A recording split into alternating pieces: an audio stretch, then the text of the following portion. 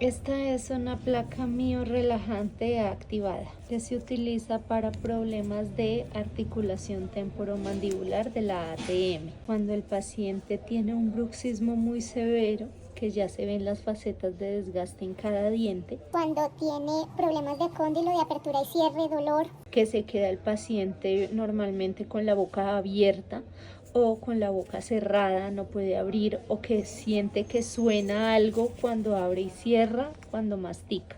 Esta es la placa indicada. Esta es una miorrelajante activada Extra Comfort.